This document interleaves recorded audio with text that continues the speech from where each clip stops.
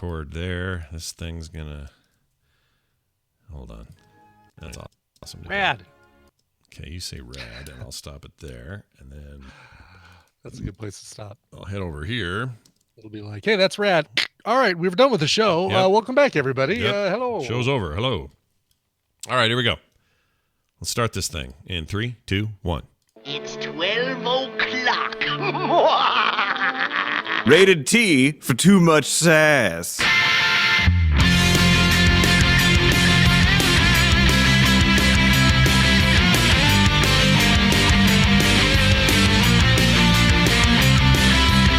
Welcome to day one of the 2020 presidential campaign. This is the morning stream.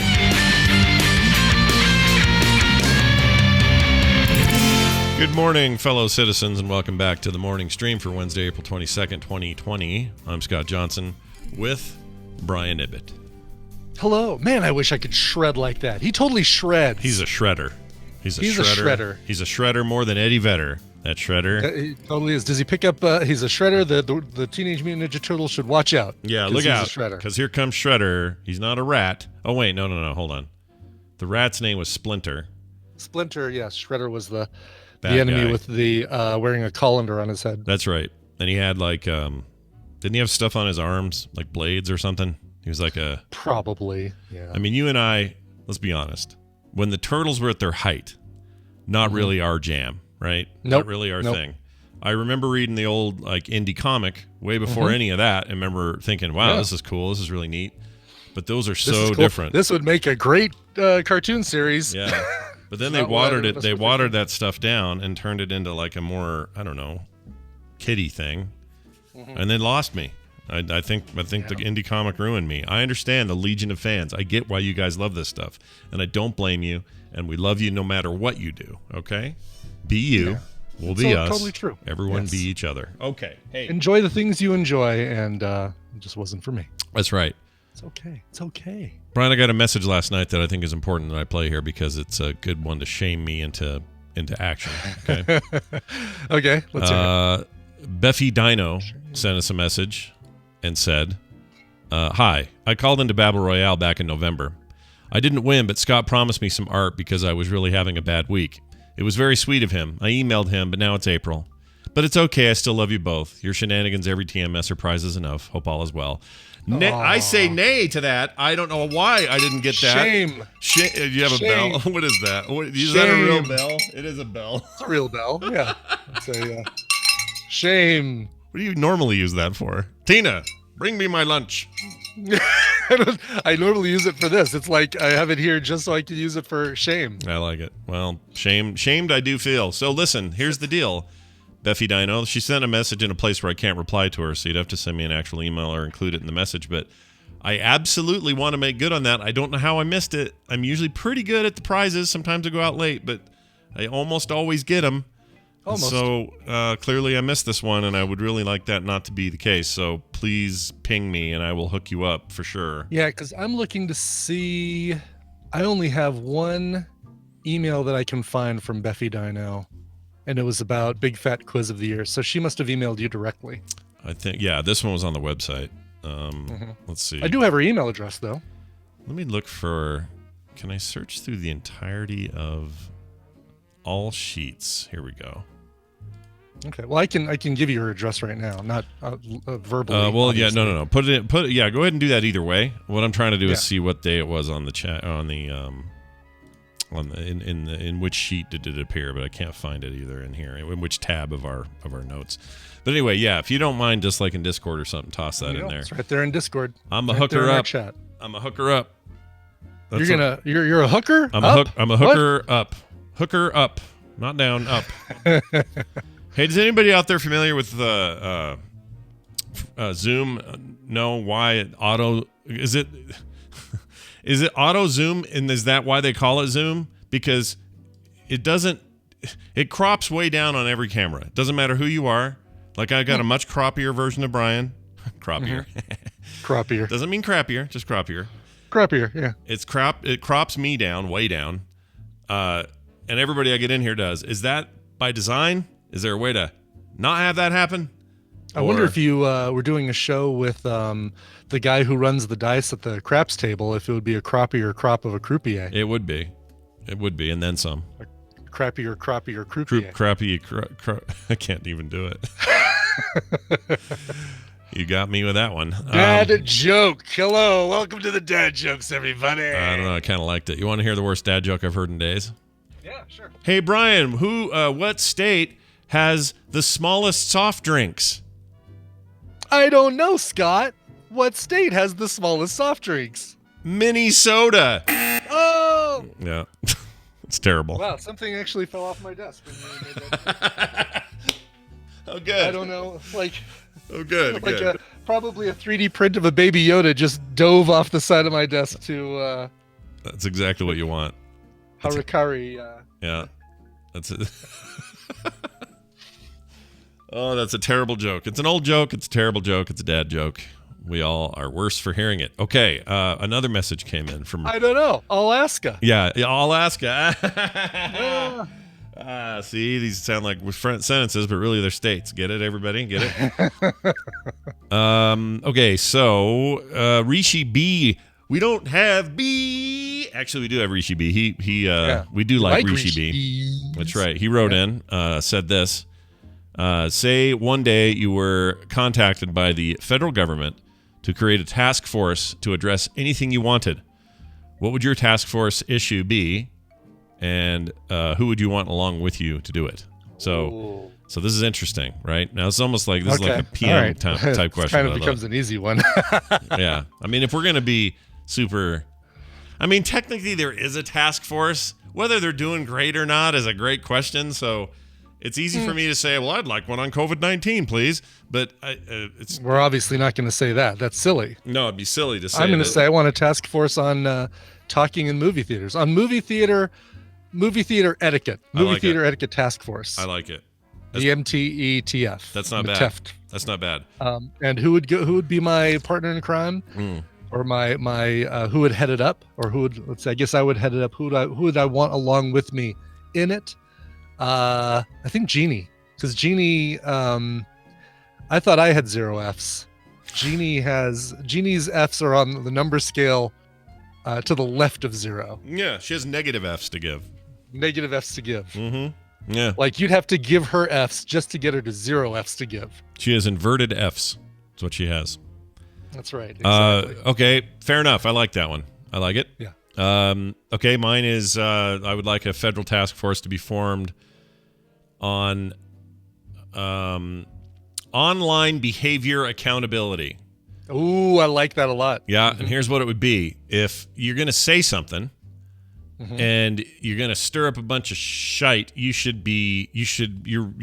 have to be yourself and not some fake name. For it. Yeah. You shouldn't be a fake name. You shouldn't be like, I'm, Bill Bixby 4000. Like, that doesn't work. I don't know why I chose him. That is the funniest name to just pull out of a hat. Bill Bixby. 400? Bill Bixby 400? Or 4,000? 4,000. 4,000. Yeah. It sounds like a robot. Now, here's the I'm problem. the Bill Bixby 4000. Here's the problem. Regardless of party. You wouldn't like me when I'm angry. No, you would not. I must get on the road Uncle and Martin? keep moving. Play Uncle sad piano. Martin, Play please. sad piano music. Beep, boop, beep. I directed Blossom a whole lot. Okay, anyway. Did he? Okay. Yeah, he did. He was a regular director on Wasn't Blossom. his mother a car? Or am I thinking of a different... His mother was a car? So he was My Favorite Martian. He was Incredible Hulk. Right. Or The Magician or something? Well, there was another show that... Like, what was the third big... I don't know. Bill Bixby show? Bill Bixby. The Magician. Okay, yeah. Icor and TV's Travis confirmed The Magician. Oh, right. Okay. Well, I don't know. I don't even know what that is. Courtship of Eddie's Father. I think that might be the one I'm thinking of. Courtship of Eddie's Father. I don't even know what that is. Let's see. These are all... He was only 59 when he died. That sucks. All right, let's see here. I'm looking. Yeah. The widower, Tom Corbett, played by Bill Bixby, who was a magazine publisher, and his young son, Eddie, played by Brandon Cruz. I knew it was I knew his mother, father, something was in the title like that. He also hosted that True Confessions show, which I remember when I was in my teen years. That at all. It was like a kind of like a, I don't know, which is one of those shows where it's like, oh, a criminal did a thing, and now here's the true confession, sort of reality type like show. Not an unsolved Yeah, it's mystery, kind of like but that, kind though. of along those lines. Yes, Okay. that format of dude standing around in a suit, commentating on case laws. In a dark studio with a single spotlight on him. Now we turn to a story from Schenectady, New York, by a man named Bill Bixby 4000 who committed a crime back in. That's basically it. You basically described it. He Sorry. had a long storied career. Wow, started in '61, and was in the Andy Griffith Show, an episode of that. All the way up until his final acting job was in 1993, which was the same year he passed away. He was a cop in an episode of Blossom, which he also directed. Well done, Bill Bixby. Good career. Good for him. Yeah. 59's too young, though. That sucks. Prostate cancer. Damn. Yeah, those are bad. All right. By the Anyway, way, your task force, Scott. Yeah, my task force was the whole point. So I want to do online accountability. And here's the problem: regardless of party affiliation, everyone's going to scream censorship or tracking, or they're going to freak out. It's not what I'm asking for. What I'm asking for is, if you're going to be a dick, do it like in real life, Brian. You wouldn't allow somebody to be in the other room on a what do you call those? Bullhorn in the other room, going, "Hey Brian, I hear your penis is only a half-inch long," and then runs, and you never get to identify him. Penis is only a half-inch. I keep this next to the my shame bell, by the way. Great, that's where it belongs. things. They belong there together. And a stack of burnable CDs Right. for some reason. What, are you ever going to burn those? What are you going to do with them? I burn those when I get M4P files that I have to convert to MP3s. Oh, gotcha. That'll work. Yeah. Yeah, I also- you can't do it. You have to burn them to a CD and then rip the CD back to your computer. It's You stupid. ever hang one outside to keep the birds away from stuff? You ever do that? No. It works great. So you just take. They just purely into solid state media. Like they freak out. Yeah, like, they no! They don't like optical Rewritable. discs. Yeah, optical discs. No, but actually, kind of, because what it does is the rainbowy effect of that weird underside is so reflecty and weird in the sun. Birds hate it and they just flee from it. So It's kind of like having when you do the plastic bag filled with water, hang it from a tree to scare away mosquitoes. yeah, kind of that Same idea. kind of thing? Yeah, you get weird light refraction in it. They don't like it. Yeah. Okay. So anyway, yeah. that's what you should do with those discs, is what I'm saying. That's the whole bottom line of this entire story. Excellent. Forget about online shaming or any of that. That's right. It's all Task about force, blah blah blah. This is really just a way to get me to upcycle my my CDs. Upcycle. I like the term upcycle. Upcycle. Yeah, it's good. I like it Yes. a lot. Man, Audacity can't open M4Ps. what can't? Audacity can't?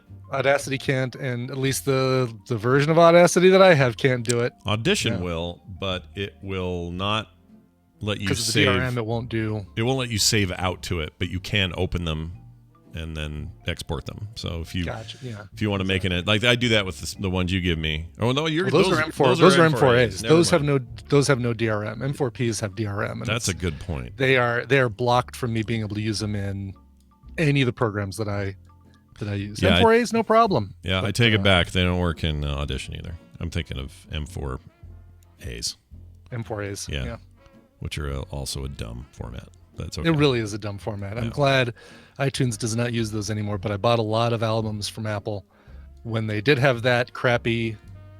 Well, that was the time we were in. You did. That's what you did. Yeah, that's what you did. They were doing, we all got the best we could. Now we're doing it different ways. It's great. It's all part of the process. We're there. Oh, hello, Kitty. Hello. Brian showing his kitty on the air. Oh, my name is Oh. Not a euphemism. Anyway, thank you, Rishi B. We do like Rishi B's, and we appreciate you asking that question. Okay. Dunaway's going to come in here. We're going to have a contest and give some stuff away. Cool. Let's do that. Did you want to include that weird code I have in this today, or no? We can do it a different day. Oh, yes. Let's do that. And how about this? If they don't have VR, then we give them that. Oh, that's perfect. Okay. And what was it Okay. anyway? Oh, it was a voodoo code for a copy of a thing. All right. You know what it is. You know the name. Yes, I'm typing in here. Excellent. All right. While we prepare for that, let's get this part up. Oh, geez. too much shit going here. Okay, there we go. All right, how about this?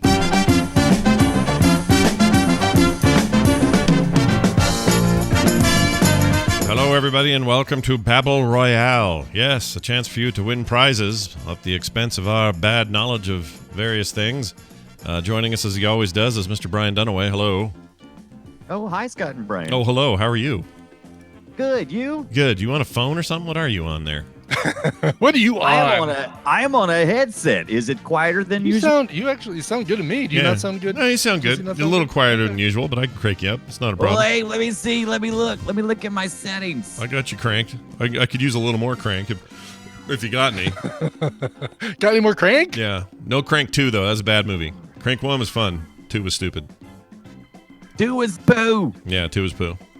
Is that louder what now? About that kitty cat? Why is he so fluffy? Well, you never know.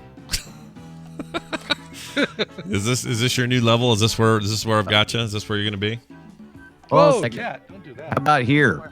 Is that any better? Much better. Yep, you're good. Oh, Okay. Yeah. I went 100. I went 100%. Oh, okay. Ooh, you're choppy weird, but it sounds like a local thing. Oh, is it? Wait. Okay. Well, this is.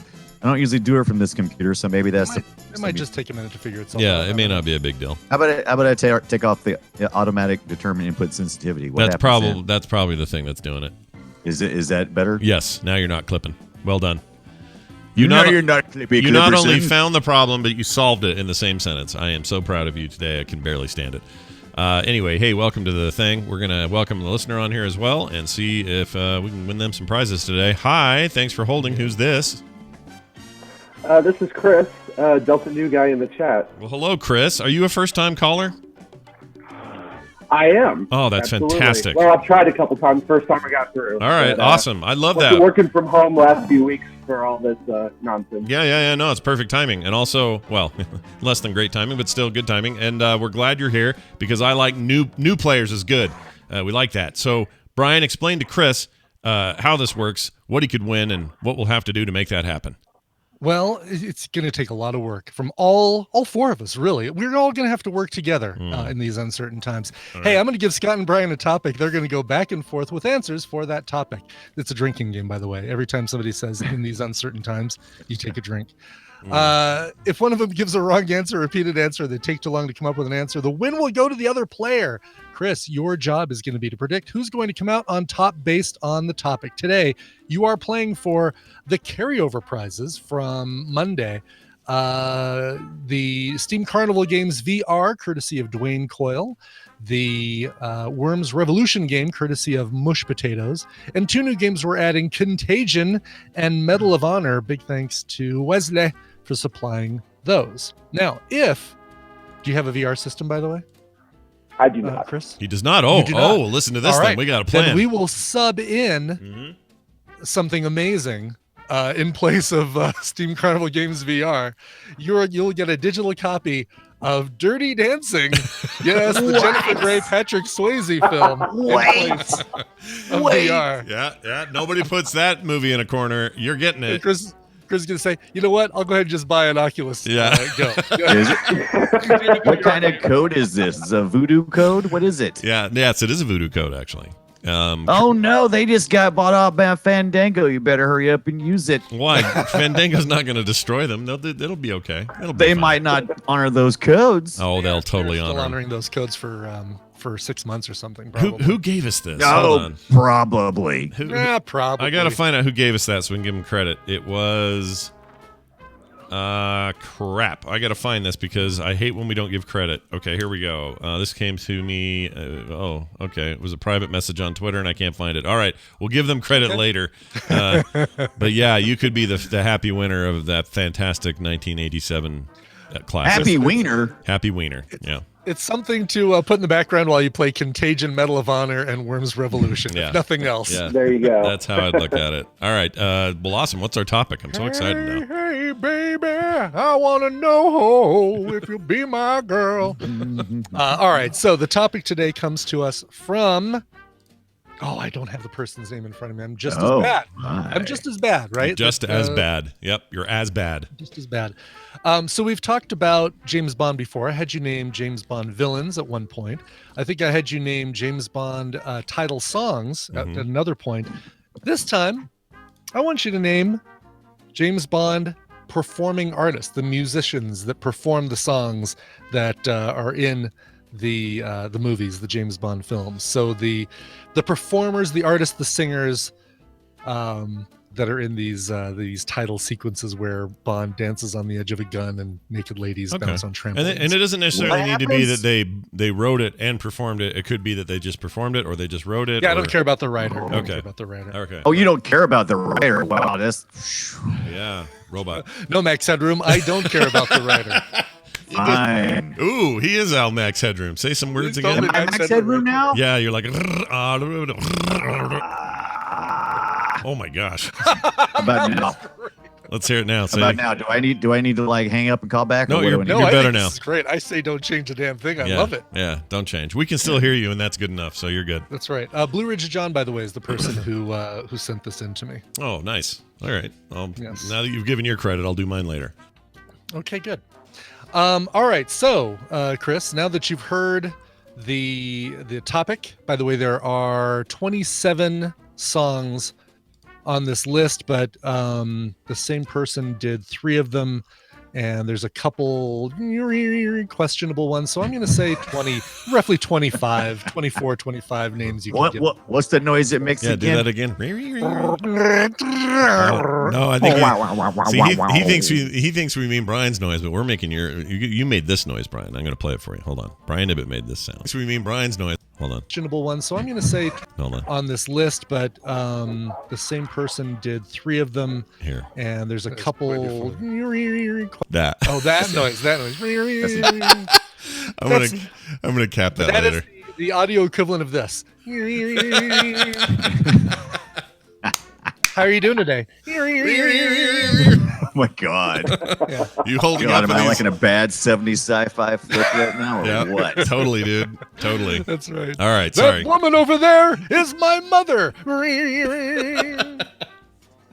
Use it for your soap opera. Yeah. I Oh, like it. did there we you have go. a trivia contest? Yeah. What's that? What? Yeah, that's actually what we're doing here. Yeah. Oh, That's what we okay. got. Yeah. All right.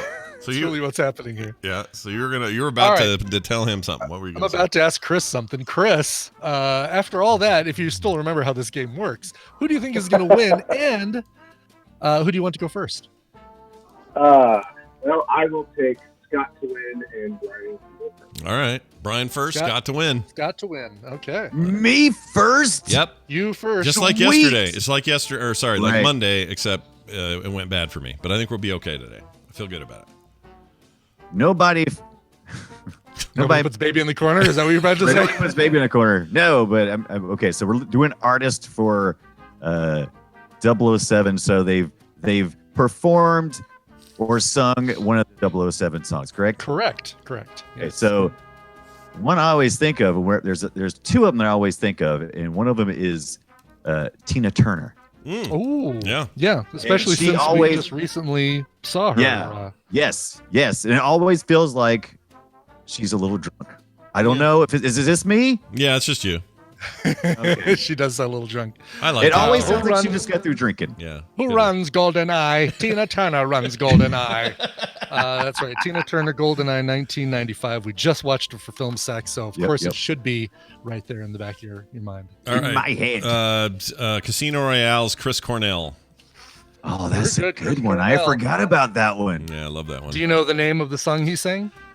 Um, If you don't, you lose. when the sky falls. No, hold on. Let me think. It's Oh, when you did that, though, it reminded me of something. I know. Go ahead. It's bad. Come on, you know the name. Do I know the name? You know the name. It's just had all those flowers and cool stuff and the casino colors, and I don't remember. It was Okay, called. it's called You Know My Name. Oh yeah, right. Break this Yeah. rusty cage. Break this rusty cage. Got it. Break this rusty Cage. 007. 007. I'm bleeding out my eye. Okay, continue. Something Scott said reminded me that Adele did Skyfall. was it the fact that it was Skyfall? Skyfall. When he did, I was like, hey, wait, it's not right, but for some reason. Yeah. That's right. Adele is correct. 2012 Skyfall, Adele. Okay. Good, because I still have one more. Oh geez. Shirley Bassey. Oh, she's a good one to pick because you wipe out 3 movies with one Shirley Bassey. Yeah, she did. Yeah, old one ones. Bassey, 3 movies.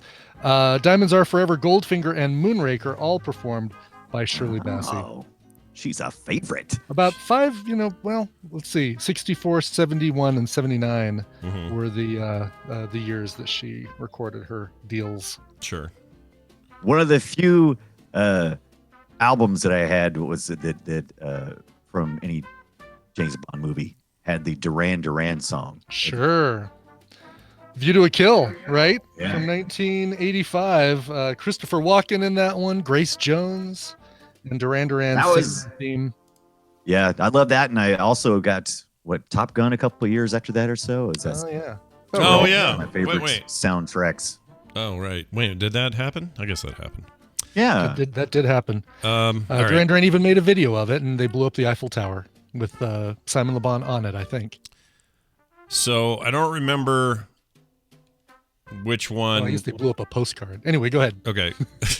I don't remember the movie it was in, but didn't Tom Jones do one? Tom Jones absolutely did one. He did Thunderball, and he strikes like Thunderball. There it is. Yep. 1965, Tom Jones and Thunderball. Right. It's not unusual. Followed up by Which they tried to remake for the Sean Connery Never Say Never Again out of canon. It's basically a remake of Thunderball, and it sucks. It does suck. What a mess. What did they It's out of make that canon. for? It's not the broccoli people. The broccoli people have disowned that movie. They say it's not broccoli part of people. canon. So Yeah. yes. All right. Fair enough. Okay, so now I'm kind of racking my brain. I can't think of anything else. Oh, it's too bad. I'm gonna go with AC/DC Thunder, the great 007 truck. It's Thunderstruck. that's right. Yeah. You gotta love Thunderstruck. The film. Thunderstruck. Yeah. Thunderstruck. Yes. Yeah. Play Great that Bond film. buzzer noise, Scott. Incorrect.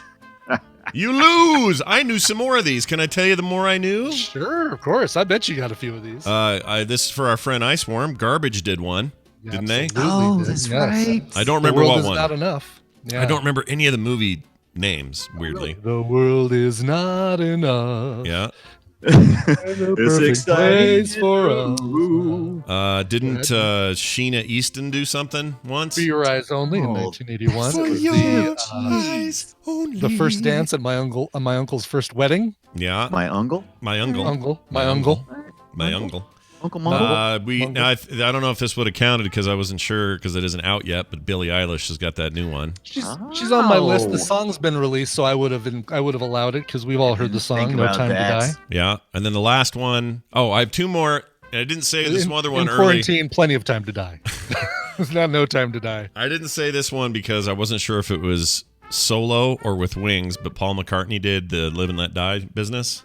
Well, you could have said just Paul McCartney, or you could have said Wings, or you could have said Paul McCartney and Wings, because it is Paul McCartney and Wings, 1973. And you would have taken just Paul McCartney. I would have taken any of those 3 answers Okay. for that one. And then the last one I would have known was Nobody Does It Better with Carly Simon.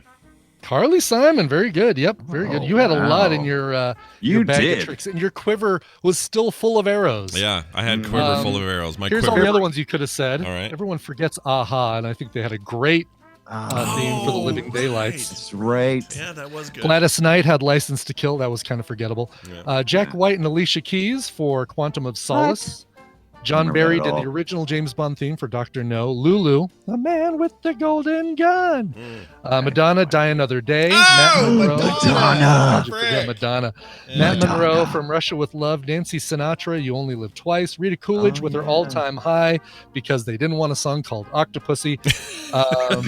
Sam Smith, Writings on the Wall for Spectre. Sheryl Crow, Tomorrow Never Dies. And On Her Majesty's Secret Service, performed by the John Barry Orchestra. Nice. I feel so stupid. I feel like I Yeah, did all You right. should have just gotten got Madonna. Come on now. I Well, remembered all the kind of Today. semi-recent things that were in my range of like when I cared, but any of that old 60s stuff, except Shirley Bassey, like I don't remember any of that stuff. Oh, I guess I knew Tom Jones, but I didn't know when he did it. I mean, So- it's hard to say, Goldfinger is such a classic. It's one of the best. I think Chris Cornell's is is fantastic on the list. I'm a big fan of the Aha Living Daylights. It is good. I can't believe I forgot that one. That one's great. Duran Duran View to a Kill feels like a James Bond song. Garbage. They're actually all pretty great. There are a couple of bummers, but yeah, I mean, Rita Coolidge All Time High could have just been FM radio 80s garbage. Yeah, and the Tina Turner one is not anything. The Tina Turner one also, yes. I like her, but Is there like a YouTube playlist with all this on it? I wonder if Sean Bean will die in this one. I'm your golden eye for money. I'll do what you want me to do. You down a plane or zap down in Russia, whatever you want me to do. Any old province will do. Exactly. By the way, I got an email from somebody who says I clap a lot when I laugh at Brian. I do. I totally do. Oh. I give Scott the clap. That's awesome. Yeah, you give me the clap. Just nice job. Chris, you chose wisely today. Well done. Good job on that. I feel great. Absolutely. That's awesome. Yeah. We're gonna get you your prizes now. Here's how it works. As you probably know, you need to send Brian an email at coverville@gmail.com. He will send you everything, including Dirty Dancing, instead of the VR option, and then all that other cool stuff. Yep, that's all you got to do. Coverville@gmail.com. He will hook you up, and you are today's winner. Congratulations. Yes. Dice Tomato points out that Muse has a song, Supremacy, that sounds like a James Bond song. I second that. I feel like if Muse does not get picked for the next theme for a James Bond movie, somebody's not doing their job, because Muse would be a perfect. We were too late to get Queen to do a James Bond theme, and they would have been fantastic. So let's get Muse. Muse Supremacy. I'm trying to... Okay, I'm just to play a tiny bit of this so I don't get in trouble, but I want to hear this. Mm-hmm. Sure. Oh, that song, totally James Bondy. Yeah. Propellerheads did a remix of On Her Majesty's Secret Service. They did not do the original. John Barry Orchestra did the original. Plus, the Propellerheads do a great cover of it. And they are severely lacking in content, the Propellerheads. I think the Propellerheads were just a little spinning thing on a beanie when the movie On Her Majesty's Secret Service came out. I think you're probably right. All right, Dunaway, you did great, man. And boy, I didn't do great. I think the problem is, since we watched the 007, I've stopped watching the 007 channel on Pluto TV, and I guess I'm off my game. I switched over to the Cult channel, and I'm watching. You're watching The Naked Adventures of Hercules. Is what you're watching. I'm watching The Naked Adventure. No, it's not naked. That's great. Hercules. That's very adventure-y. A dubbed Lou Ferrigno. Ooh, dubbed Lou Ferrigno. With laser lights. Yeah. Why aren't we watching that for Film Sec? What's wrong with us? If it was streaming somewhere. Well, it is, but with ads on Bluetooth. Yeah. Oh, yeah. We don't do that. No, not with ads. I still say Green Hornet. Hornet. I remember hating that movie, but I'm taking Brian's word for it that it's sackable. I remember it being very blah. I think the only thing I remember is Kato kicking a bottle cap, like kicking a beer bottle cap off a bottle and having it zing across the room into a villain's face or something. Is that really a thing, or am I? I don't know. Is that total Mandela effect? I don't. Yeah, I'm not sure. Who played? Great is this based on a TV series that with Jackie Chan, and that. Jackie Chan? No. It was not the original TV series. Yeah, the original TV series was Bruce Lee was in there. Bruce Lee. What did I say? You said Jackie Chan. Yeah. Oh my God. And you wonder why you won today. I'm like I'm working at a half middle capacity today for some reason. I get it. I get you. He would have been a good fit for the movie though, the 2011 movie. Right. Yeah. I would have been better than. Well, wait. Who'd they use? I shouldn't say it was better. I don't remember now. Jeff Cho or Jay Cho. Jay Cho. Oh, that guy. Well, all right. But you got Christoph Waltz. Yeah. You've got Edward James Olmos. You got David Harbour, Tom Wilkinson, Seth Rogen. I mean, Brian says it's sacky. Then let's do it. I say we do it. And it's directed by Michael Gondry, which is a bummer because it's not Michael Gondry-esque. Like I see what you mean. Eternal Sunshine of the Spotless Mind is so fantastic because of his direction. Yeah, I agree. Green Hornet is. It's a weird thing for him to direct, even be involved in. It in. really is. Yeah, it's really weird. All right. Yeah. Do you see? There's a picture floating around of, he just said his name. Why can't I think of his name all of a sudden? Why can't I think of his name? Seth Rogen. Seth Rogen. Yeah. A picture of Seth Rogen, Snoop Dogg, and some other rapper. They're all smoking pot. And oh yeah, I saw that. Seth Rogen's pot cigarette thing is a cross. So it's a main cigarette, and then up toward the top there's a T, and then the T is two other burning ends. He somehow made like a little like effigy there. Like smoke 3 joints at once kind of thing. Like he's got Kylo Ren's one hitter. Yeah, what's going on there? And that's not. It's called a cross joint. The chat says. I've never heard of that. Is that a thing? I've never heard of that either. And I live in Colorado. How is this possible? I've never seen Pineapple Express. So if that's in there, I didn't know it. Maybe that explains it. Oh, there's a video Captain Kipper has here. Let's see. Yeah, but that's Naked Adventures of Hercules that Captain Kipper just put in there. Oh yeah. Listen to this. Is this actual music from the Naked Adventures of Hercules? It can't be. Oh, look at this. Well, look at that Incredible Hulk. Wow. Dude, this is definitely not the original music. No, he's a beast though. He was a big man. He's still he looks cooler now than he did then. If you've seen him lately at like a con or something, he looks badass. For sure. So cool looking. It's the beard, like the mustache and beard really made Lou Ferrigno. All right, Pops and Recline. The weird Incredible Hulk green shaved face look on him was just not right. Okay, this is Baby how to Hulk. roll a cross joint with Seth Rogen. Hi there, this is Seth Rogen, and this is how you roll a cross joint. I should just... How many seconds until he laughs? Let's find out. Let's take a bet. I'm going to say 30 seconds in is my guess. He got his laugh. I can't do his laugh. I don't think I can do it either. 4 in the morning right now. All right, let's see if he does it. And that's when I'm doing this, so that's just what's happening. Here's what you need. Weed, a grinder, 1 small piece of cardboard, and 2 rolling papers, 1 big one, and 1 slightly smaller one. You start with rolling one really big fat joint. Okay. This is going to be the main section of your cross. Can you only do this with porn music in the background? By the way, through it. One would wonder. Also, they're doing a lot of wipe cuts, which means stuff's taken longer than he had intended, and he's stoned out of his mind. Now what you're going I didn't realize he was still like Mr. Potman. I thought he was like. Oh yeah, totally is. Yeah. Okay. Well, now he lives in a state where he can. They had him and Snoop the next thing on you need, which is a sewing Howard Stern for a joint interview. A joint interview. Oh, okay. You put a needle through the middle of your thing. Now what you do? Okay. So really, it's just a joint with armature, is all it is. Oh, he almost laughed. Dang it, he almost lauged. But when it's close enough. See, listen, when he now says, when it comes to pot, that's not funny. When he was said work the hole, he almost laughed. Here, hold on, I'm gonna go back. Okay. And start to shove. Wait.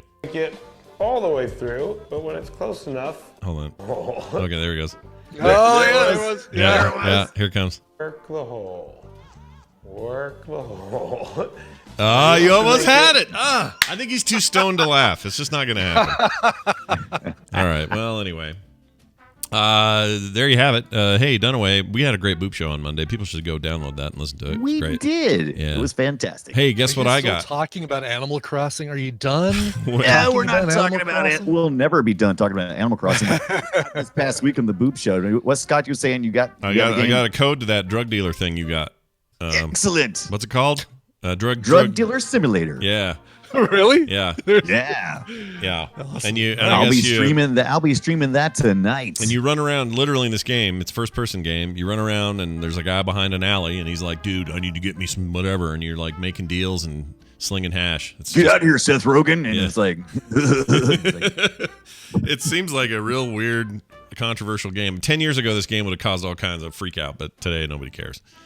Anyway, we'll see how that goes. So check that out, The Boop Show, and also Film Sack this weekend where you get more Brian Dunaway in your life. Brian Dunaway, any final words of wisdom before I cut you off? Bye, Scott and Brian. That was it? Jeez. That's it. Apparently that's all we get. All right, fine. Lame. Fine, whatever. All right, Brian, it's time for... That's what we get. It's what we get. It is what we get. Let's do a little news brought to you by... Your CBS special event. No, it's not. It's Dusk Mountain Blues by Destin J. Munden. It's a science fiction space opera western, great for fans of The Expanse, X-Men, Firefly, Mass Effect, Borderlands, and Red Dead Redemption. Oh, love all that stuff. The Caldwells have one goal in life, to be left alone. They've been living on the backwater planet of Kadar for years, smuggling and scavenging their way to a comfortable life on their homestead. But you know the saying about all good things, they come to an end. The civilization wasn't content with falling apart the first time and has finally caught wind of the old boys and girls on their little rock in the middle of nowhere. Ain't nothing much they can do except fight them. It all comes down to all three generations of Caldwells as they fend for everything they call home. Available on ebook and paperback on Amazon, and also available on Kindle Unlimited. Dusk Mountain Blues by Destin J. Munden. Very cool. All Dusk right. Mountain Blues. Ooh. We're getting a song. Hold on. Yeah, Keep going. Water Clapton. All right. And I wanna lose the feeling. Yeah. Do you wanna see me fall across the floor to you? Oh, yeah. This is good. Do you wanna hear me beg you to take me back? Wow. Let me do. Okay, keep going. It's Let's really do this. good, though. I mean, Yeah, I love that. That's actually one of my favorite songs. Is Bell Bottom Blues by Eric Clapton. There's a weird thing going on with lighting in here, or it makes it look like there's a hole in my chin. What's going on? Yeah, with that? it makes it look like there's a sunburned stripe right across the top of your chin. You know what this is? It's this thing. Let's turn that off. It's not much better. All right, well, I'm gonna do this. Oh, well, it's a little better. Is it a little better? Ooh, you're yellow. Am I yellow now? You're yellow now. Oh, I am a little yellow. What are you gonna do? Now what do you I'll do? work on All my right. lighting later. All right, everybody, just calm yourselves down. Let's do some news. Here you go. Sure. Venice Beach skate park got filled with sand. So you know, like a skate park where the kids go and they do the skating. Right, the ramps and the half pipes and stuff like that. Yeah, the dips and the cement and everything. They filled it up with sand to deter gatherings amid the safer at home order. So that's how far they went. Woo! Wow. Stupid kids. Get out of there. Kids Actually, can now just bring their surf, like the surfboards you can surf on sand, like those that take them to sand dunes and stuff. yeah, you could just Just do one of those. Yeah. And problem solved. Now we're surfing. everybody's Venice sand Beach. surfing. Exactly. Well, I mean, here's the thing. So we never had a lockdown, or so far anyway, we haven't had a lockdown that was so hardcore that you couldn't. Well, I don't know if this is true. Like, I don't know if the skate parks here were closed or not. I don't know. But I know California had a pretty hardcore thing. And by the way, California did, yeah. it drastically reduced their death rate. Totally did. However, It works. I mean, you can't argue with the fact that social distancing did work to reduce the number of cases. right, they also have some of the more angry protesters there because they all want their Sure. they all want Yeah. their Applebee's back, Brian. That's what they want. Want to go back and get my riblets? My riblets, they're not going to eat themselves. Anyway, Oh, is that the... Wow, Blue Ridge John found a photo of them filling the skate park with sand. I mean, it's like they're using a bulldozer to do this. oh, business. no way. Let's see this. Oh my gosh, dude. Look at that. That looks I thought it'd be like, expensive. they just bring in some Home Depot orange buckets and dump some sand in like the pits and the ramps and stuff. Yeah. But they're dead serious about this, and it's like, all right, kids, somebody's gonna have to sweep all that out. Yeah, no, this is a job. This is a job on both ends. This was hard to do to begin with, and now it's going to get worse because then when you're done with all this, you got to go clean that out. Are you kidding me? Oh, that's nightmarish. You know what? That's jobs. It's jobs. Yeah, I guess so. Mm-hmm. I guess that's true. It will be. So there's your tax money hard at work. Wow. Oh, that's cool. The Blue Ridge John just put another photo in there. That's a drone view of this thing. I've actually walked on that area of Venice Beach before. It's right next to the Strand. You can see the Strand go across the top of that photo. And I think I've been here too. This is all very familiar to me. yeah, Venice Beach is gorgeous. I Yeah, love Venice it's pretty Beach. there. So here's what I'm thinking. Obviously, T-shirt they shop didn't- pizza place. T-shirt shop pizza place. T-shirt shop pizza. That's basically it, yeah. So my take after seeing this, when I had heard about this story, I thought they filled it. Oh, like to the where you didn't see any ground underneath it. Yes, like it was like an ancient burial ground. But no, Oh, geez. they just put enough in there so you can't skate in there. Yeah, exactly. I mean, you'll get about 2/3 of the ramp clean because of the slope, and then you'll go right into a pile of sand where your skateboard stops, and the rest of you doesn't. Yeah, that's the end of that business. Well, it looks like there's a little bit of. I mean, you could up on the edges. You could probably grind some. I don't know. Yeah, maybe. There's probably some things that there are probably still going to be things that kids are going to do, and like, all right, well now we can't go in the half pipe, but we can still do this. That's true. All right, here's a non-COVID-19 story. I try to bring these to the table when I can find them. A woman who's attracted to chandeliers, not that song by what's her name, but Sia. Yeah. I'm gonna boink a chandelier, a chandelier. That was our Sia. Yeah. Oh, have you heard the? That reminded me. Have you heard the Puddle of Mud cover of About a Girl? No. Do tell. I love Puddle of Mud. Okay, I'm a big fan of Puddle of Mud. And I thought their rediscovered album. We just played a track from it yesterday or day before on the show. Yeah, right? we did. A cover from Puddle of Mud. Yeah, it was very good. I'm going to give you a link. I'm putting it in our Discord. Mm-hmm. It's them covering Nirvana's About a Girl. And sometimes you just got to say, you know what? Maybe this is not the song for me. Okay. Maybe this isn't the maybe right one. It's out of my range. All right, here's what I'm going to do. YouTube people who are watching this, you're about to get paused. Oh. Yeah, no, it's not right. It's not good. It's not good. It's too bad because, like I said, I like a lot of their covers from that album. We played "Everybody Wants You," their cover of Billy Squier, on yesterday's show, and they do a better job of covering that than they did this one. I think "About a Girl" is probably just a hard song in general. It's really hard. Right. Do All Apologies. Yeah. Like All Apologies is great, right in their vocal range. Yep. That because he's fine when he says "I do," and then yeah, it's all. It gets even worse. It gets even worse when he gets the chorus. Oh no. Okay, I'm gonna pause the YouTubers again. Hold on. It's so bad, dude. Wow, that's a great find. I'm gonna do some kind of like, I don't know. I'm gonna capture some of it. You gotta trim some of that out. That's really funny. No, that is genuine. That is real. They recorded that at live at SiriusXM, and I think they did in one take, not one lesson. Never took a single lesson. That's really something. All right, good catch on that. Okay, so back to this woman. Oh yeah. She likes chandeliers a lot. She likes chandeliers a lot. So here's the deal. The court ruling says her attraction to chandeliers is not a sexual orientation. Okay, so it's not like you can say, I like dudes, I like ladies, I like dudes and ladies, or whatever. It's not an orientation because it's a freaking object. A British woman in a long-term relationship with a 92-year-old German chandelier. He probably has a lot of money. That's my thing. Yeah, for? What do you? Does this make her a lumisexual? Yeah, exactly. What do you think of all the lights I have on me today? It's very sexy, yeah? Come on, baby, I'm lit. I don't know why that's so funny. All right, anyway. The press regulator, IPSO, made the ruling after Amanda Liberty, a woman from Leeds in her mid-30s, complained about an article in The Sun mocking her public declaration for a love of Lumiere, sorry. It really is.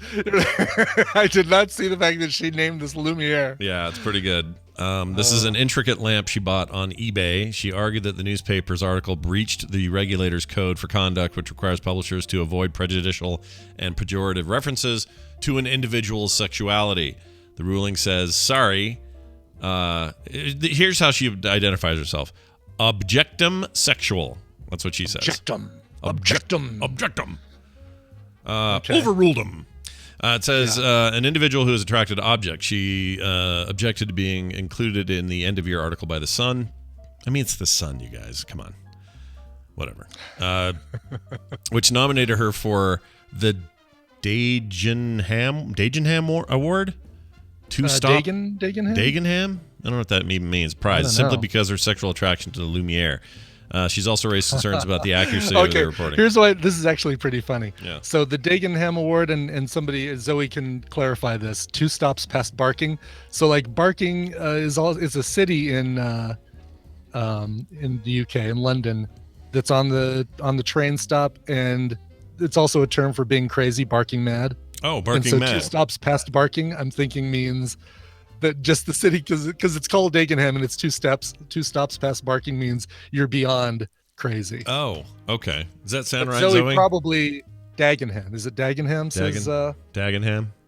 So make sure Zoe or somebody from the UK can. There she is. Barking can mean crazy, she says. Yeah. It could also just 2 be stops past Barking. Yeah, because barking mad is a very. I've heard that lots of times. Mm-hmm. That's the thing. Also, Billy Bragg, the Bard of Barking. I don't know what that is. Well, Billy Bragg is a musician. Yeah, I heard of him. Accident waiting to happen. So that must be his nickname, right? The Bard of Barking. The Bard of Barking. Does that make sense? I guess so. Yeah. It's crazy. It's so much beyond funnier mad, when so explained. Okay, fine. Well, I mean, we had to explain what the Dagenham Award Right, meant, we can't just say stuff and not know. We have to say it. It's not a body, an award body called Dagenham. It's a city. Damn straight. All right. So anyway, she can no longer claim it, and that's the deal there. I don't know how I feel about that. That's at some point, it's an object. Is it mounted on this? Like, I don't know. Is it hovering over? there's so many questions. Like, is it plugged in? Is it? Does it say? Because I imagine it's probably not as attractive when it's unplugged. No, it's probably not. Yeah, it's not. Plus, it's old. It's 92 years old. That's an old chandelier. Oh wow, she. So her real name, surprise, surprise, her real name is not Amanda Liberty. Huh. Shocker. But she changed her name to Amanda Liberty when she had a previous self-declared public relationship with New York's Statue of Liberty. Really? Yes. How many more barks away from that town can she be? For real? I think she's on another line. She's on another tube line. Yeah. At some point, you gotta make a distinction there, I think. All right. Wow. That's it for news for now. We'll be back tomorrow with more. She doesn't have to dust it, probably. Yeah, that's true. Probably not. Like most Germans, you don't have to dust them. They're self-cleaning. Tom's coming up after this with some Tom's Tech Time. A little bit of recommendals after that with Nicole. Lots of fun stuff, so stick around. We got a song to play, though. Brian, you want to introduce it? Yeah, Maggie Miles is who we're going to be playing.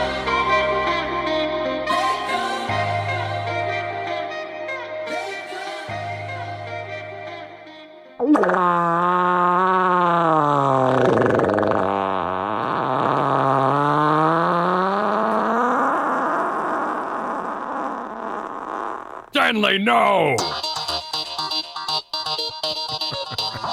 Playing more of that Puddle of Mud cover? The Morning Stream. I'm still stuck on Pumbaa.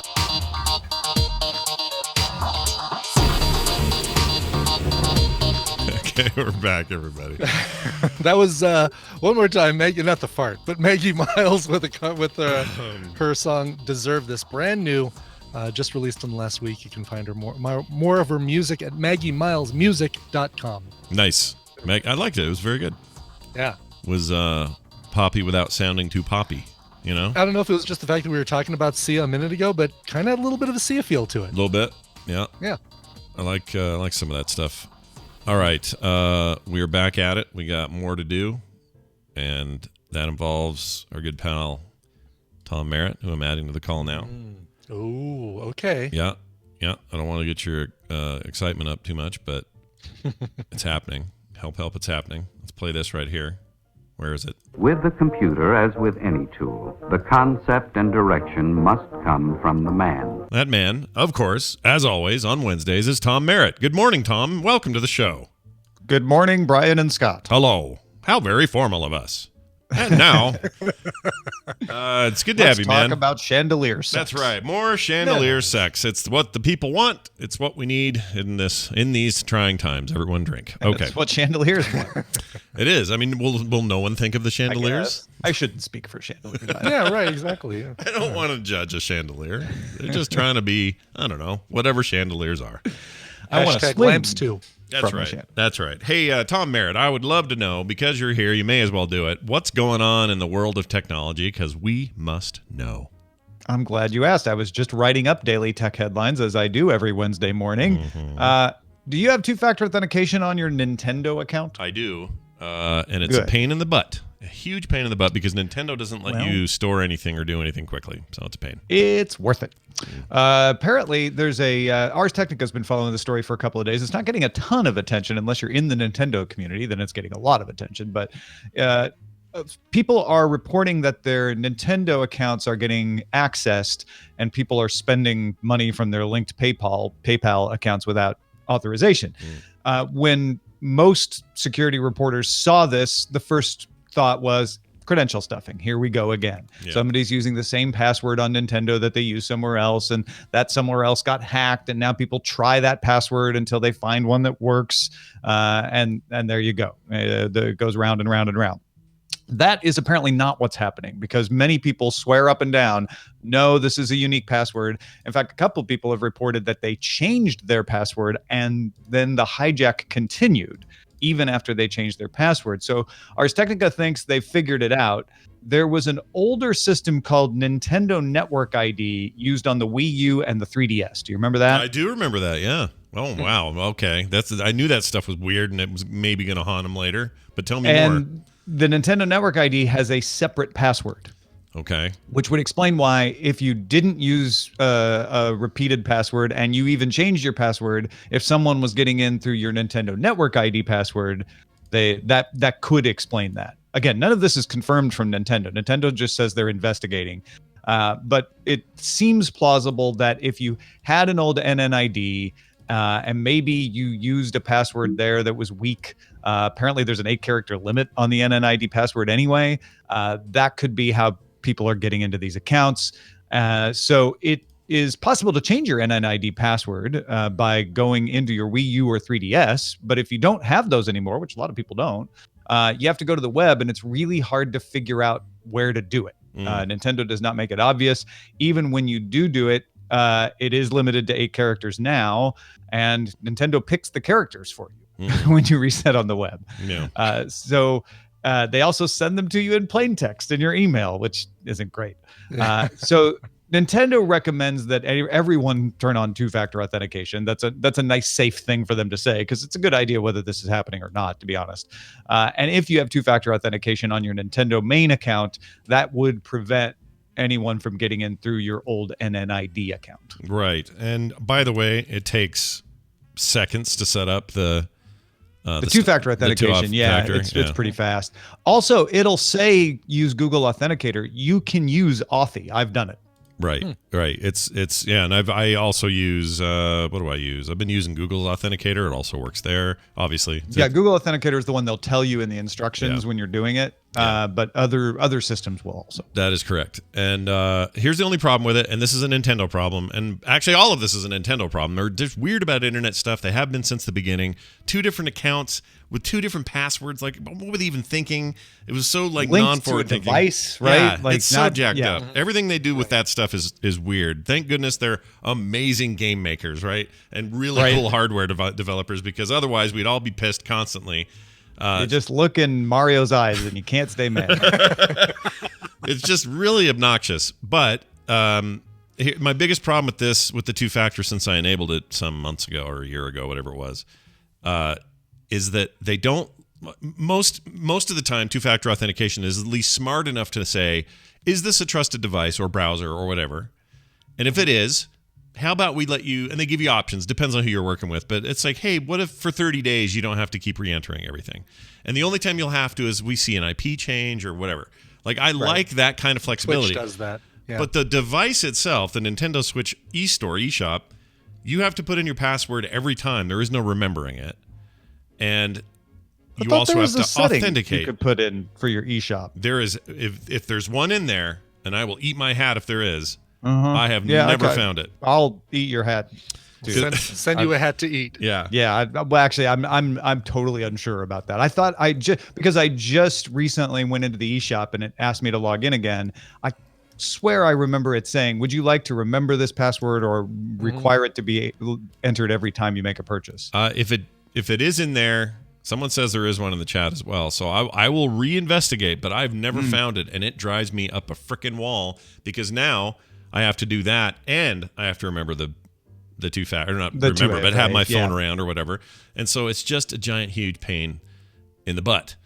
All that being said, if you guys are right and it's been there and I just missed it, I don't know how I would have missed it though. I thought I was long screwed on this, so I need to go in there and look again. But yeah, that aside, that niggling bit aside, two-factor authentication is a pain. Yes, yeah. It is a necessary pain for the time being until we replace passwords with something better like FIDO. But it is a pain. But if you don't, I guess if you don't have a PayPal account attached, then you don't need to worry about it. But I still recommend it because who knows what other things people will figure out how to do if they get your account. Yeah. Or you could try to go in and wrestle. Ars Technica has the instructions about how to find the NNID password reset on the web. You could mess with that as well, but two-factor authentication is just a good idea. George Starr in the chat says, "Eat a hat, Scott," in all caps. I might have to eat the hat. We'll find out, I guess. But which hat would you eat? Mario's hat with the two eyeballs on it. That's the hat I would eat. Yep. Okay. Yeah. Because it keeps looking at me from the other side of the room. It won't stop staring. Oh, how would I prepare my hat? Yeah. Okay, let's say that somebody actually had to follow through on their threat to eat a hat if they were wrong about a thing. I think the best way to eat a hat would be oven baked. Lots of seasoning and sort of a rub, baby, but really baked hardcore so you can crisp up all the outer edges and really actually digest and eat the damn hat. You would have to really think ahead about this, but I would probably go leather skull cap.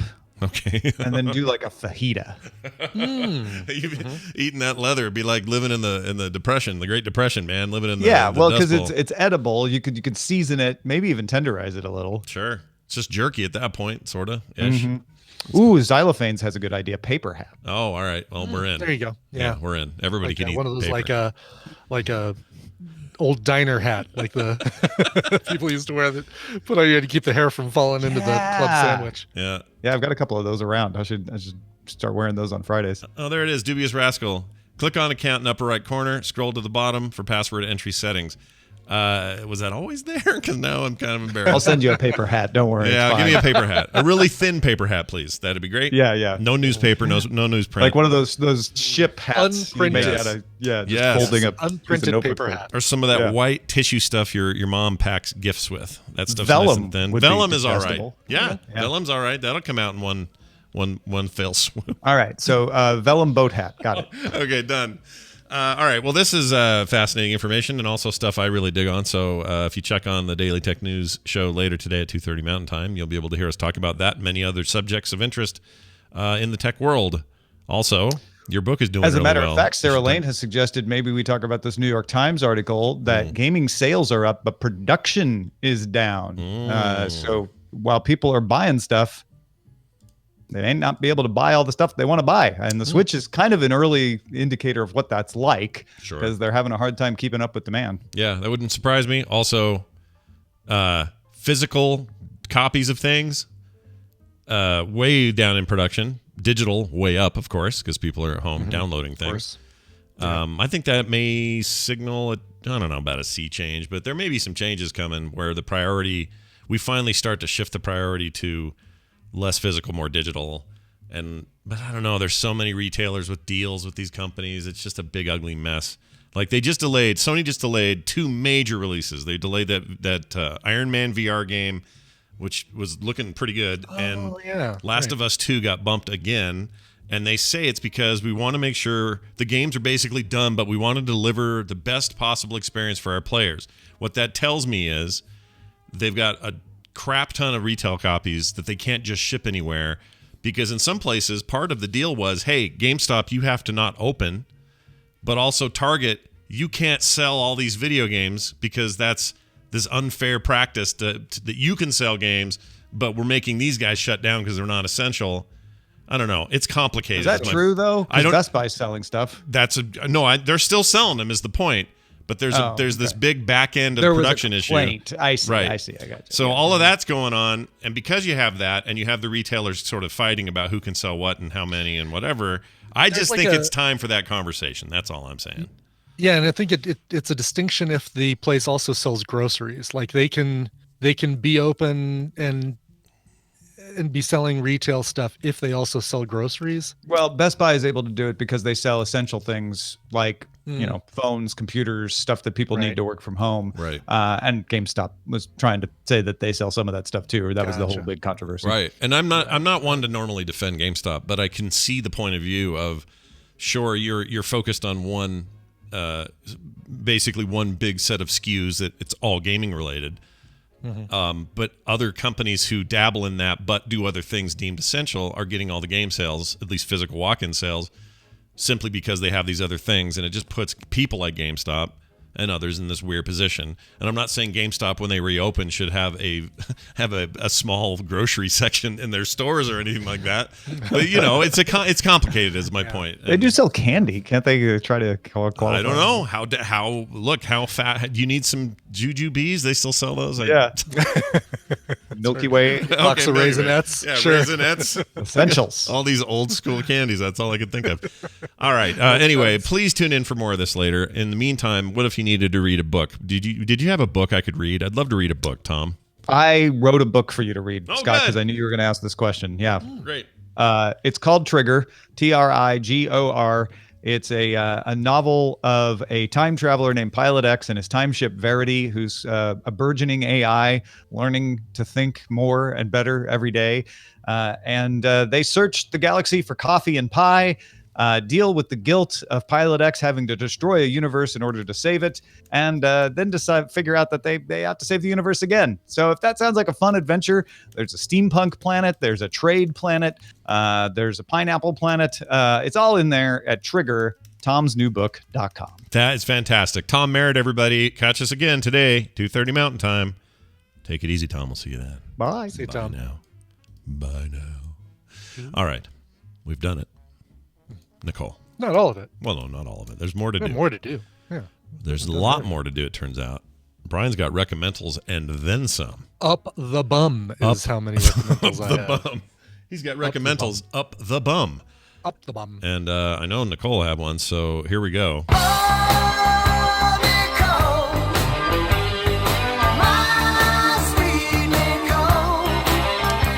Welcome, Nicole, to the program, everybody. She is Nicole Spag, all the way from Colorado. And she's awesome as ever. Hello, Nicole. How are you? Are you hanging in there? Are you I okay? cannot stand online distance learning. I'm sure. Yeah. Yeah. It'd be one thing if it was like once a week, but since you got to do that every freaking day.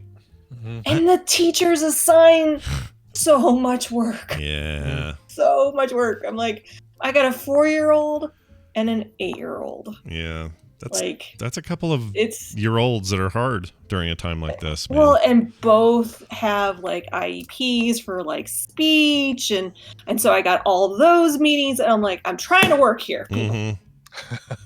Well, I for one appreciate good parents doing good work, and I know it's easy for people to say, like for me, it's easy to say, "Oh, I miss my kids. They've moved out.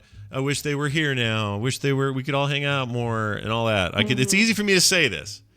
But if I was home and it was 2006 and I had a 4-year-old, a 6-year-old and an 8-year-old or whatever, I would probably be going crazy about now. Yeah. So I get it, you guys. They just can't do anything themselves. God. Not at this age. Yeah. I mean. Yeah. Oh, I've got a 22-year-old. No, they can't do anything themselves. Yeah, at least they're not doing anything for themselves in their apartment. In another house. Yeah, yes, exactly. And it's not like we chose to do this. And I've read some different stuff. It's like, look, you're not homeschooling. You're not online, distance learning. You're teaching in a crisis, basically. It's like different. Keep it. Like you're feeling this way because this is not normal, and we're trying to make it feel normal. But before I came on here, I spent a good half hour just cuddling with Mateo because he was crying, and he's like, I just want to go back to school. And that's so funny because kids, when's the last time a kid ever really wanted to go back to school? It's such a weird thing. Kids want to go back so bad. Yeah, they want to be in, man. They don't like it, and I don't like it, and nobody likes it. And I'm like, buddy, this is just what we're dealing with, and we got to take it one day at a time. So these are all true. And I give them lots of I'm giving them lots of slack, and I'm like, am I doing the right thing? Am I not doing the right thing? I think you are. I think you're doing a great job. I feel like I'm failing. Here's the thing. You know what's best for your kids. You know what's best for them emotionally and physically.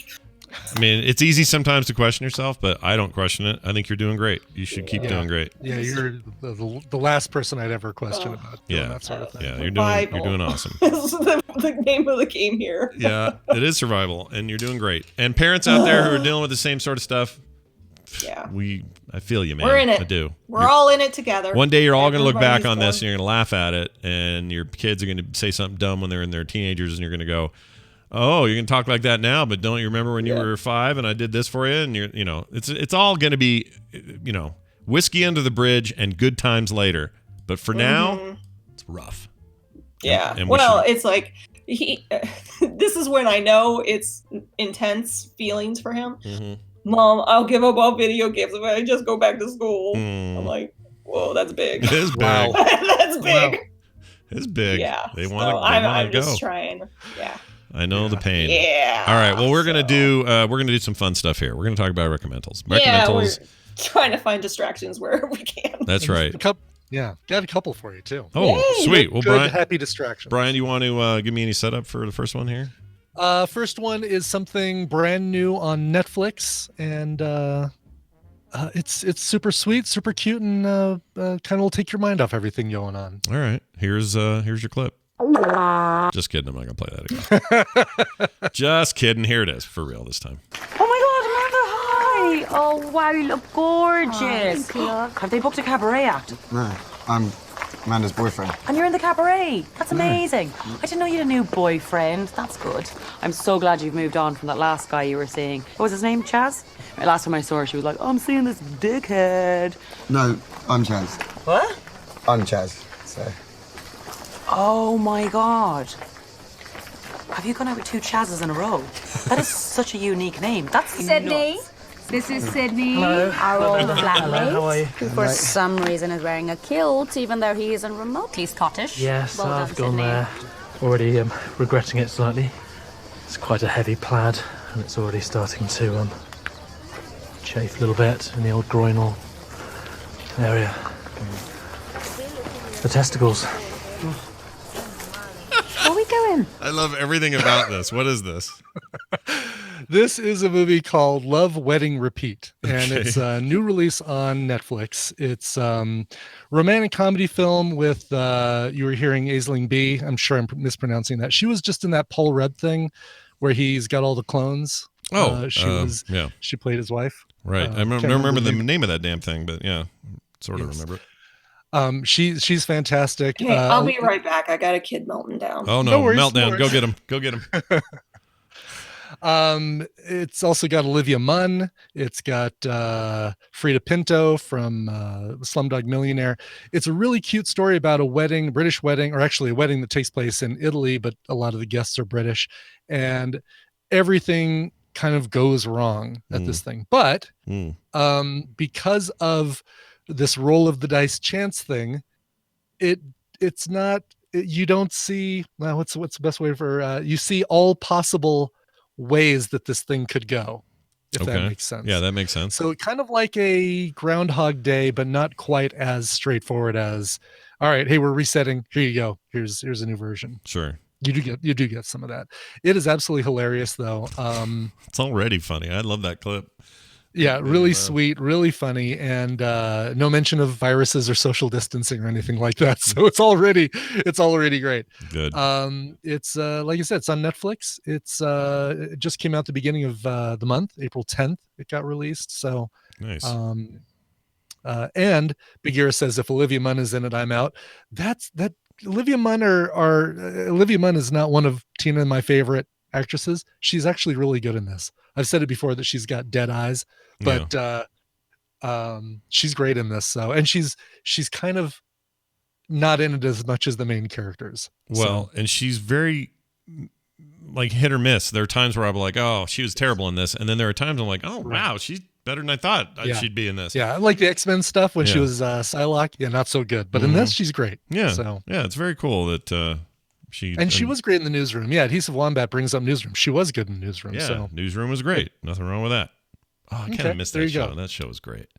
It was really good. We don't have All right, so Love Wedding Repeat first of my two recommendals. Nice. Give me number 2. What's your setup here? Number 2 is a movie that is it's not streaming on a service you probably already have, but you can rent it for 99 cents this week, which makes it a cheap recommendal. 99 cents. Fantastic. All right, here we go.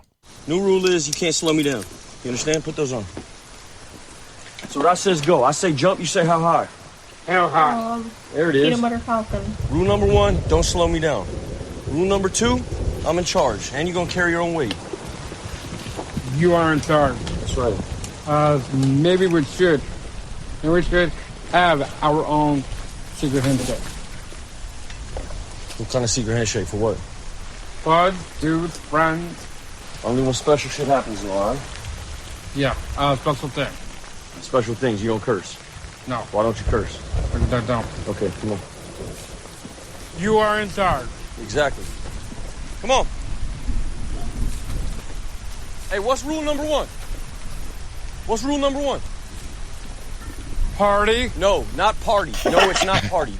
Okay, that's that Shia LaBeouf thing with the Peanut butter falcon. Yep. Yeah. Nicole got a Peanut Butter Falcon. 99 cents this week to rent on Apple Tunes Plus. And usually when it's cheap to rent on Apple Tunes Plus or Apple Tunes TV Plus. I like this service.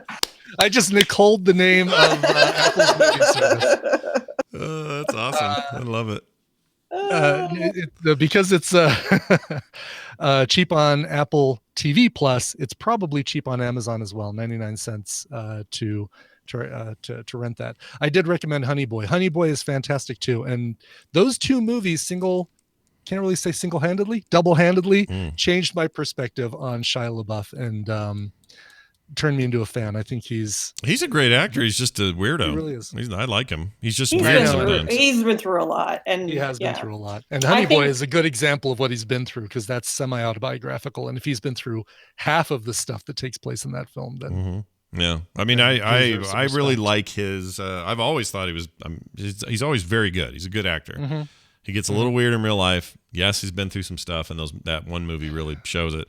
But I'm fine with that. Bring it on. Great performances what I'm going there just for. No more Transformers, no more Indiana Jones, and we'll be fine. We'll be fine, Shia. Yeah. Just stay away from those two things, and we'll be totally fine. It'll be great. And he says no as he runs away. That's right. So 99 cents currently on Apple TV Plus, which you can rent even if you don't have an Apple TV. Don't worry, you can still get access to Apple TV. It was Plus. on Amazon Prime. Is it Honey, is Peanut Butter Falcon on Amazon Prime? I saw it, but maybe I was wrong. Oh, you know what? I did see it on there, but maybe it was also up for rent. What was your other recommendal, Brian?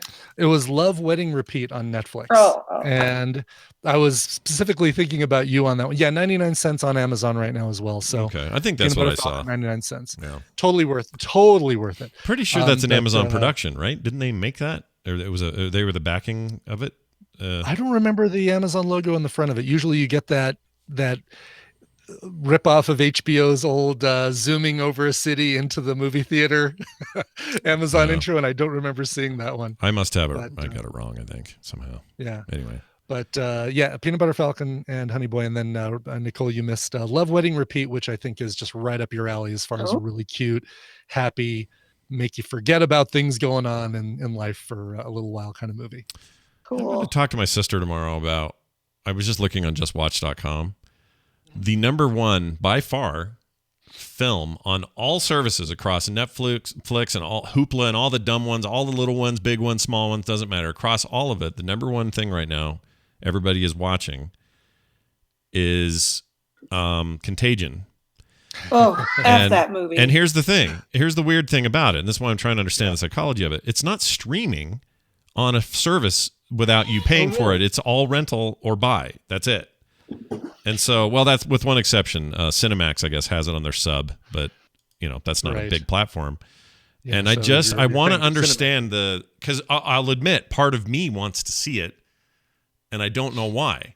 Do you think it's probably a situation where they're looking at it saying, here's a way that this can kind of get handled if it maybe, but I don't know. I mean, it feels like it's a bad way of things getting handled. Yeah, it's really weird. Outbreak is not here because Outbreak's more about one monkey, right? Isn't Outbreak just a single monkey running around smearing Ebola on people? Well, it starts with one monkey and then goes out from there. Oh, I want that movie to be nothing but a single monkey. But one monkey just running around smearing people. Yeah. I'm throwing my poo at you, and now you're infected. Exactly. With my outbreak. It seems like Outbreak is silly, and that's in fact Sidian just said it in the chat, and I think I agree. Outbreak's kind of silly, whereas Contagion takes the information a little more serious. I don't know why. I just think it's a little bit weird. Because right up there in the top is like Avatar, Better Call Saul, Schitt's Creek, Knives Out, like normal stuff, but then Contagion, by far and away number one. Anyway, all right. There's an article that I read that the Contagion actually hired a disease specialist. Like he studied, he researched pandemics, and he's in that field, and he was one of the consultants for that movie. That would make sense. I've only seen bits of it. I've never seen the whole thing. So part of me is like, should I watch it? Maybe, maybe not. Nope. I don't know. Nope. And nope. Isn't this the one So where many nopes. This is where what's her name gets her head in a box and everyone wants to know what's in the box? Gwyneth Paltrow. That's exactly what happens. That's the one. Yeah. Okay. Spoiler alert. It's how her head gets in the box. Okay, great, wonderful. Oh, I mentioned that I'd have a foreign film, real quick recommendal. This will only take 5 seconds. Portrait of a Lady on Fire, also on Hulu.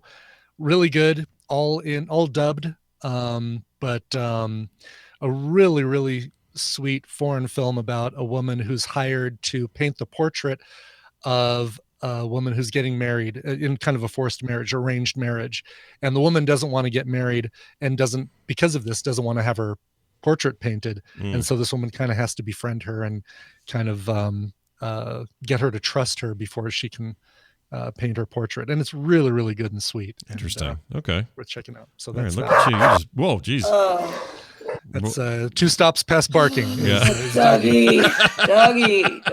Oh, and this is what I hear every morning. Every morning. Dougie, go. Dougie, go. Yeah.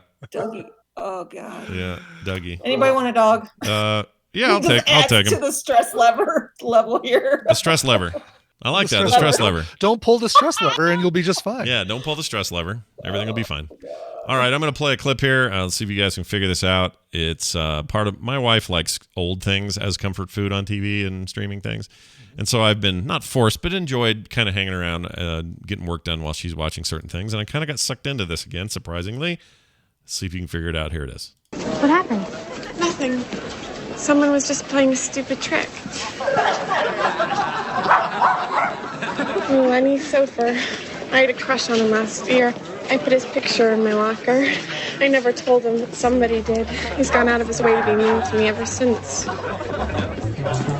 Oh, Veronica, please don't worry about it. Really, it's not worth it. So worth it. You prank call Mandy? What if I did?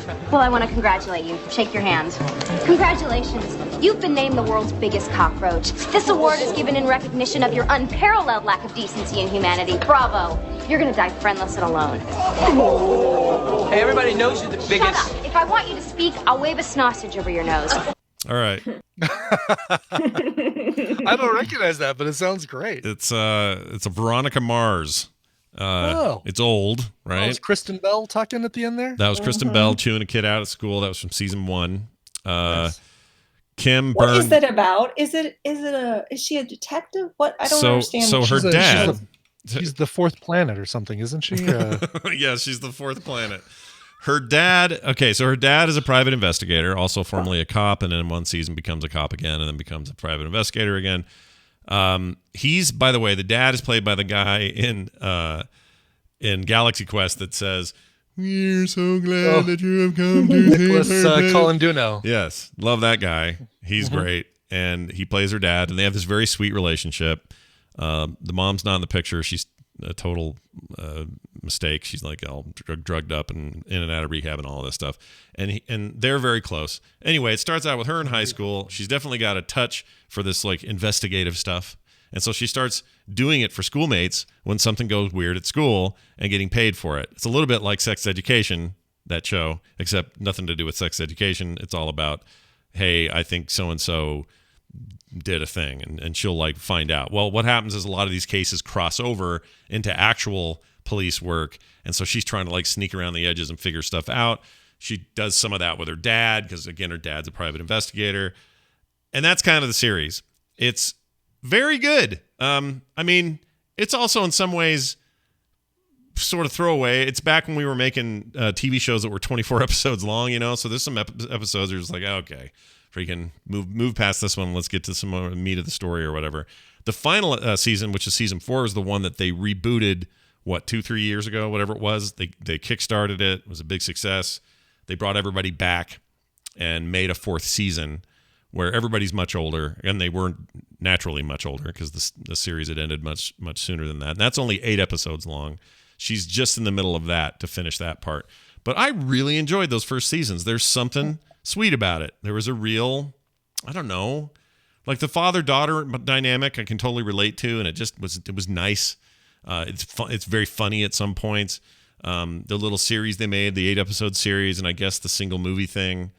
Oh, was it the movie they kickstarted? Because the movie they kickstarted, because the 8-episode TV thing came way later and must have been straight to streaming, because it's all sweary and stuff. Like, it's different. Mm-hmm. Mm-hmm. It changed. But anyway, not so much for the worse. Like, usually that kind of tonal shift bugs me, but the tone's still right. It's just a little swearier. It's not a big deal. But and I get the name wrong. Enrico Colantoni is her father, and that's funny that we bring him up because he was in my recommendal last week, Beautiful Day in the Neighborhood. Oh, he's in that. I didn't know that. He's Mr. Rogers' handler. Oh, that's great. No, he's just a great. I like that dude a lot. He is great, yeah. But they brought, someone in the chat says they didn't bring everybody back. I mean, so far in the season, they brought most people back. I mean, most of the main characters I've seen throughout the series are there. I don't know about the movie because I haven't seen it, but it's very, I don't know. It's cool. It's like a lot of mystery stuff. If you're into sort of procedural sort of things, it's one of those. But they have big overarching cases they're trying to solve over the entirety of a season or even multiple seasons, and I like it. So people should watch it. It's on Hulu in its entirety. I don't know about the movie. Maybe that's up there as well. But the rest of it is available now. That's Veronica Mars for your old school recommendal. All right, Nicole, what'd you bring? No, I don't really want to go back to Contagion, but I did find an article about he's an epidemiologist and neurologist who was consulted.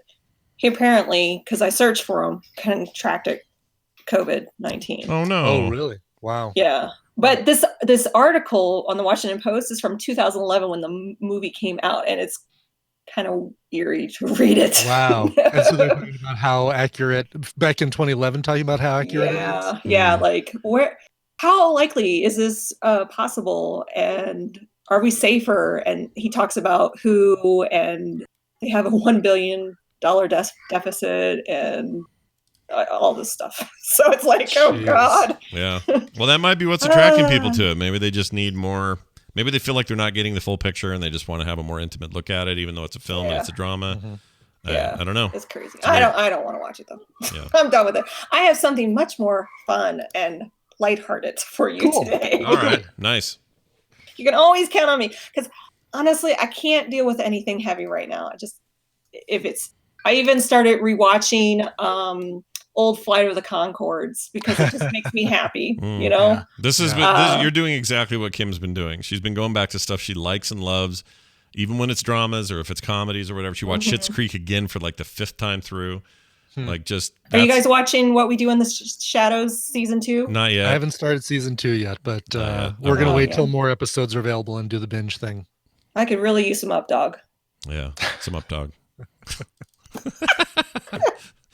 I love some. You'll get it when you watch the show. Okay. Sure. All right. It's so good. It's so good. I think there's 3 episodes of the 2nd season out right now. And it's on Hulu. So FX, everything from FX is on Hulu now. So Cool. What We Do in the Shadows. Highly. That's not my recommendal, but there you go. All right. Here's my recommendal. Okay. Look away. Oh, It's yeah. on HBO. All right. Looking away. I'm looking away and clicking away. Look away. Look away. Here we go. It's playing. Sure it is. I think it is. Actually, I don't know because I'm not looking at it. This was my last gig. If it has happened by now, it's like a miracle. Miracles happen.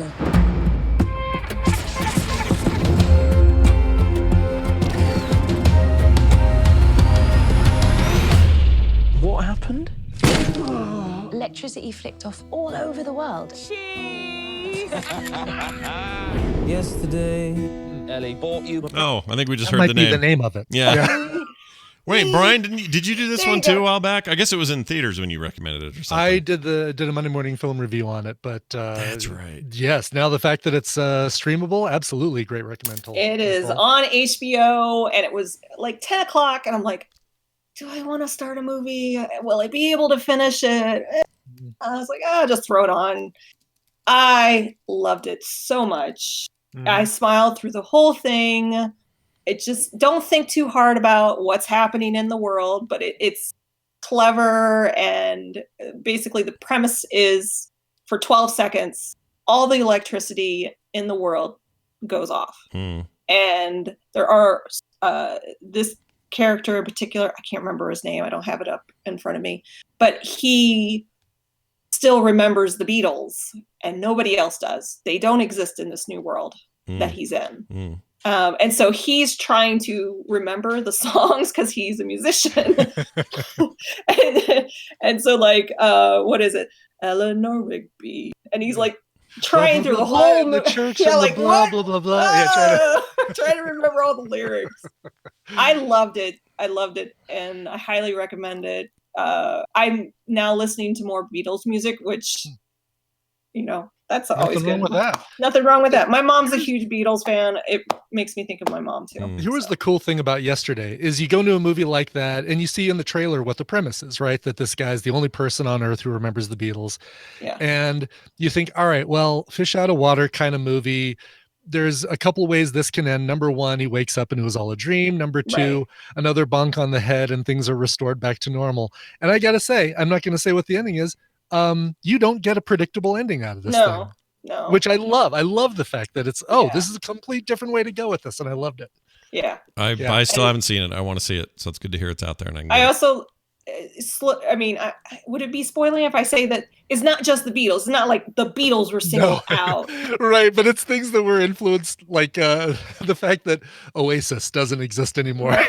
Yes. One of the, and I think they give that away. They give that away in the trailer as well. Yeah. But And there are other things that you slowly they reveal don't exist anymore. And you're like, really? That doesn't interesting. exist. Okay. Okay. Yeah. Well, but yeah, it's streaming on HBO now. It's just a great movie. I loved it. I was texting my mom while I was watching. I'm like, Mom, have you watched? and an incredible cameo by the guy from 28 Days.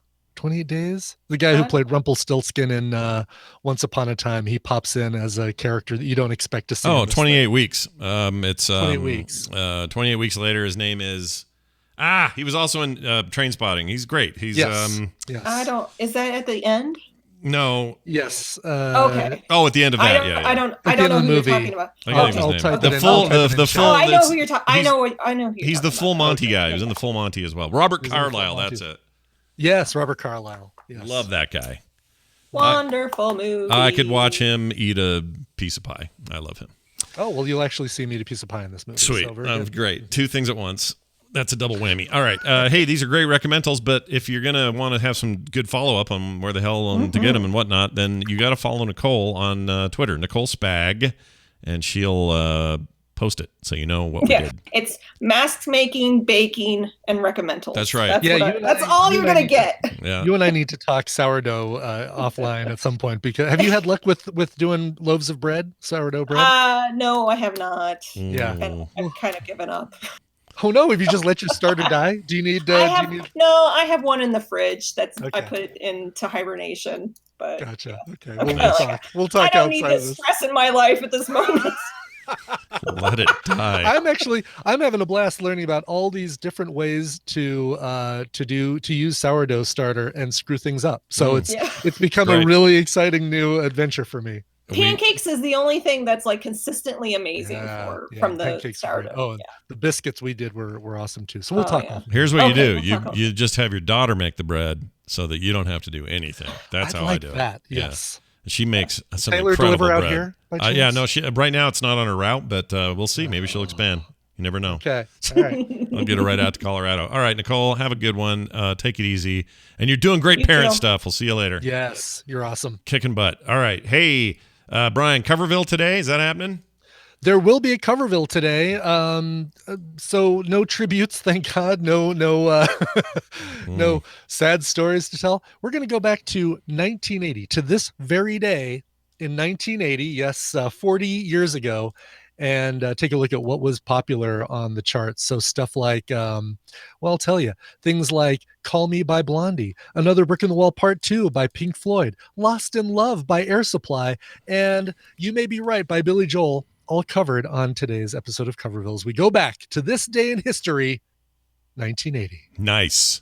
All right. Well, that sounds like a great Coverville. Those episodes are always a lot of fun. Sure. For me, it's just a busy Wednesday. It always is. I got DTNS. I'm doing an after show with them for my Live With It segment. They've asked me to talk about my eGPU that I've been using since December and how that's affected workflow and that sort of thing.